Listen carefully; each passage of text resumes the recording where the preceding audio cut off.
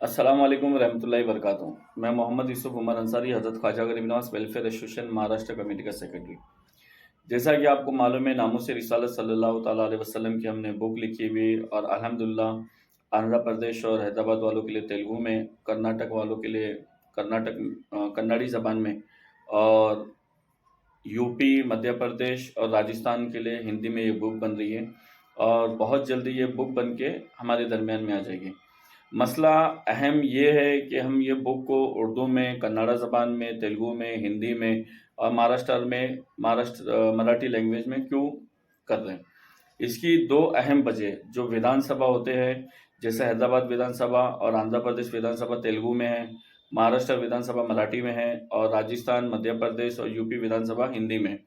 تو یہ تو سارے ودھان سبھا الگ الگ لینگویج میں ہے، اس کے لیے ہم کو اس بک کو الگ الگ لینگویج میں کرنا پڑ رہا۔ دوسرا اہم مسئلہ، اس بک کو ہم اردو میں اس لیے کر رہے ہیں کیونکہ ناموس رسالت کا مسئلہ جو ہے ہمارے علماء کرام، مشائخ کرام اور بزرگان دین کو پتہ ہے، مگر ناموس رسالت کے مسئلے پہ کس طرح ہمارے کو ودھان سبھا میں آواز اٹھانا ہے، اور کس طرح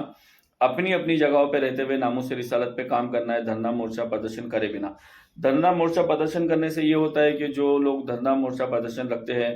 وہ لوگوں کے واٹس ایپ گروپ میں یا اسٹیٹس پہ تو بہت زیادہ آگے بڑھ جاتے ہیں، مگر ہندوستانی حکومت ان کو دوبارہ آگے کام کرنے نہیں دیتی۔ اسی لیے بھی ہم دھرنا مورچہ پردرشن کے خلاف ہے۔ دوسرا اہم مقصد یہ ہے کہ دھرنا مورچہ پردرشن کرنے سے صرف ہمارا ہی جانی مالی نقصان ہوتا ہے، نہ ہی کہ گستاخ رسول کو کوئی سزا ملتی ہے۔ تیسرا اہم مسئلہ یہ ہے، یہ بک لکھنے کی ضرورت کیوں پڑی، اور یہ بک عوام میں پہنچانے کی ضرورت اس لیے پڑ رہی ہے کیونکہ جب ودھان سبھا میں، چاہے مہاراشٹر ہو یا حیدرآباد تلنگانہ ہو یا آندھرا پردیش ہو یا راجستھان، یو پی یا مدھیہ پردیش، جب اس مسئلے کو ہمارے کو ودھان سبھا میں اٹھانا بہت آسان ہے، اللہ اس کے رسول کے صدقے میں بتا رہا ہوں آپ کو، مگر جب ودھان سبھا میں ناموس رسالت کے مسئلے پہ جب آواز اٹھے گی قانون کے لیے، تو نیوز چینل جو ہے گودی میڈیا، یہ پلٹ کے ہمارے علماء کرام مسجد اور درگاہوں پہ جائیں گے،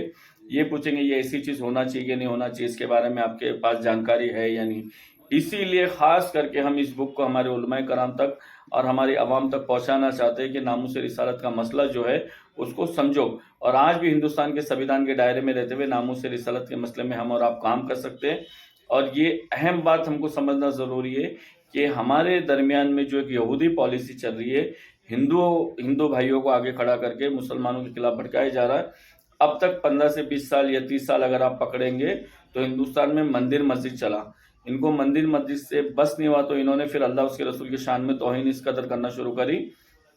کہ حد ہو گئی ہندوستان میں، اور کوئی بھی عاشق رسول کبھی بھی یہ بات برداشت نہیں کرے گا کہ اس کے رہتے ہوئے، روئے زمین پہ رہتے ہوئے، اس کے اللہ اس کے رسول کی شان میں گستاخی ہوئی۔ ایسے عاشق رسول کو ہماری طرف سے سلام ہو۔ مگر دوسرا اہم مسئلہ ہے، جو جنگیں ہوئی ہے وہ ہر زمانے میں الگ الگ طریقہ کی ہوئی ہے، کیونکہ آج جو گستاخ رسول کا معاملہ ہے، آج جو ایمان کے سامنے کفر آ کے کھڑا ہوا ہے، یہودی پالیسی آ کے کھڑی ہوئی، وہ کس طرح کھڑی ہوئی وہ ہم کو سمجھنا ضروری ہے۔ اہم مسئلہ، جب موسیٰ علیہ السلام کا زمانے کا واقعہ تھا تو اس زمانے میں جادوگر زیادہ تھے اور جادو زیادہ چلتا تھا، تو اللہ تعالیٰ نے موسیٰ علیہ السلام کو ایسے ایسے معجزے عطا کر کے بھیجا تھا کہ موسیٰ علیہ السلام اس جادوگر کے مقابلے میں جا کے ان کو ہرا ڈالتے تھے۔ عیسیٰ علیہ السلام کا زمانہ تھا تو عیسیٰ علیہ السلام کے زمانے میں میڈیکل، جس کو آج آپ بولتے ہیں، تو ایسے معاملات تھے کہ لوگ ہاتھ پیر ٹوٹے ہوئے جوڑ دیتے تھے، پھر ان کو اٹھنا بیٹھنا چلنا اور بات کرنا سکھا دیتے تھے۔ پھر دوسرا مسئلہ، جب حضور علیہ السلام کا زمانہ آیا تو ایسا مسئلہ ہے، ایک طرف ایمان اور ایک طرف کفار مکہ کھڑے تھے، تو آمنے سامنے کی لڑائی تھی۔ پھر دوسرا مسئلہ صحابہ کے زمانے میں آیا تو تلوار و تلوار کی جنگ تھی۔ حضرت خواجہ غریب نواز رضی اللہ تعالیٰ عنہ کا زمانہ آیا تو ایک طرف جادوگر تھا، جوگی جے پال تھا، دوسرے طرف حضرت خواجہ غریب نواز رضی اللہ تعالیٰ عنہ کی کرامتیں تھی۔ تو جوگی جے پال جب جادو کرتا تھا، ان پہ حملہ کرتا تھا، آپ پہ نماز کے درمیان آپ پہ پتھر بھیجا تھا، تو آپ نے شہادت کی انگلی سے اس پتھر کو رکا دیا، تو وہ بھی خواجہ غریب نواز رضی اللہ تعالیٰ عنہ کی کرامت تھی۔ اور جوگی جے پال جب آسمان پہ اڑتا تھا اپنے جادو کے بل پہ، تو حضرت خواجہ غریب نواز رضی اللہ تعالیٰ عنہ کی نالیں اس کو نیچے اتارتی تھی مارتے ہوئے۔ تیسرا دور آیا جب اعلیٰ حضرت عظیم البرکت کا، تو گستاخ رسول، وہابی، دیوبندی، اہل حدیث اور جتنے بھی ہے، یہ گستاخی لکھتے تھے، حضور صلی اللہ تعالیٰ علیہ وسلم کی شان میں گستاخی لکھتے تھے، اللہ کی شان میں گستاخی لکھتے۔ تو اعلیٰ حضرت عظیم البرکت نے اپنی تحریری یعنی کتابی شکل میں ان کا جواب دیا۔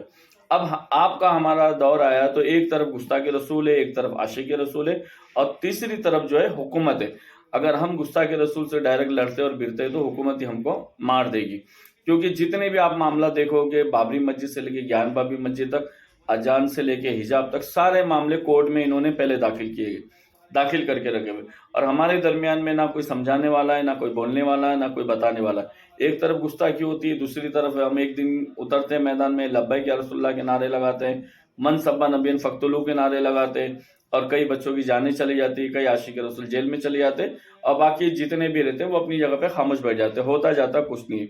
تو اسی لیے ہم نے اس کتاب کو لکھی ہے کہ سنویدھان کے دائرے میں رہتے ہوئے ناموس رسالت پہ کس طرح کام کیا جائے۔ دوسری اہم بات،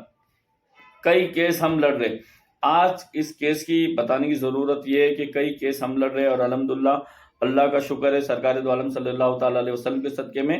کئی کیس میں ہمیں کامیابی میں ملی، جیسا کہ گستاخ رسول وسیم رضوی، ناجائز باپ کی ناجائز اولاد، اور یتی نرسنگھنند سوامی پچھلے سال نومبر اور اکتوبر کے مہینے میں ایک بک ریلیز کرے تھے کہ محمد بول کے، اس بک جو ہے 198 پیج کی بک میں ہر پیج میں ہر لائن میں حضور کی شان میں گستاخی لکھی ہوئی تھی۔ اگر وہ بک اگر کوئی کمزور علم والا پڑھے گا تو وہ خود کافر ہو جائے گا، اگر وہ بک کوئی اہل علم پڑھے گا تو اس میں اتنی گستاخیاں تھی کہ انسان اپنے جسم سے، مسلمان عاشق رسول اپنے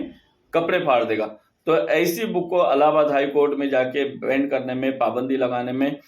محنت ہم ضرور کر رہے ہیں، مگر اس محنتوں کے پیچھے جو بھی ہمارے بھائی لوگ جو ہم کو تعاون دیتے، مدد کرتے، ان کی اصل سب سے بڑی محنت ہے۔ اس وقت جو ہے 60 سے 70 ہزار روپے خرچہ ہوا، اور الہ آباد ہائی کورٹ میں ہم نے جا کے یاچیکا داخل کی۔ الہ آباد ہائی کورٹ میں یاچیکا داخل کرنے کی وجہ سے الحمدللہ، شکر ہے الحمدللہ، اس بک پہ پابندی لگی۔ کئی ایسے مسئلوں میں ہم نے سامنے آ کے کھل کے محنت کری، اور کورٹ کچہری کے ذریعے کئی گستاخوں کے جواب ہم نے دیے۔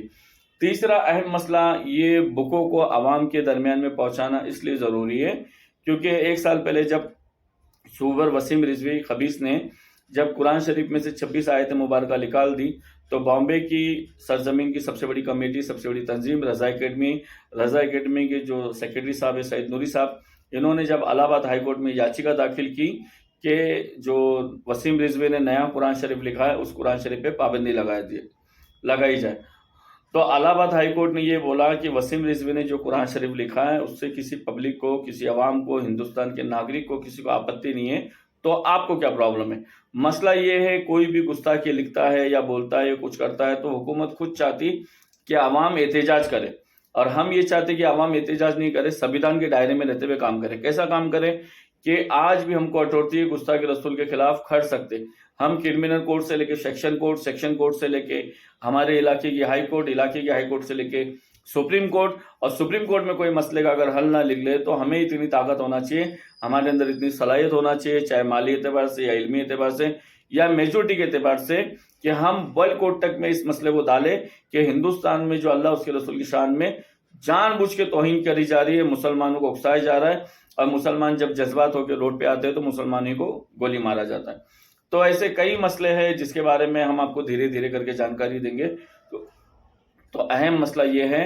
کہ کہیں بھی کوئی بھی گستاخی ہوتی ہے تو گستاخیوں کے خلاف کیسا کام کرنا چاہیے، بنا دھرنا مورچہ پردرشن کریں، وہ اس بک میں لکھی گئی ہے، اور اس بک کو ہم چاہتے ہیں کہ آپ کو جس زبان آتی ہے پڑھنی، اگر آپ کو اردو نہیں آتی ہے، آپ کو ہندی نہیں آتی ہے، آپ کو انگلش نہیں آتی ہے، آپ کو پیور مراٹھی آتی ہے، تو الحمدللہ یہ بک مراٹھی میں بھی ہونے والی، کناڈا میں بھی ہونے والی، تیلگو میں بھی ہونے والی، اور شکر ہے الحمدللہ اردو اور ہندی میں یہ بک ہو گئی ہے، پنجابی لینگویج میں بھی ہونے والی، جتنی ہندوستان میں 22 زبان رجسٹر ہے، اور اللہ اگر چاہے گا تو اس بک کو ہم 22 زبان میں رجسٹر کریں گے۔ 22 زبان میں رجسٹر کرنے کے لیے اس کے لیے ضروری، کیونکہ ودھان سبھا میں آپ کو ایک بات پھر بتا رہا ہوں، ودھان سبھا میں آواز اٹھانا ہمارے لیے بہت آسان ہے۔ آج کے دور کے ہمارے جو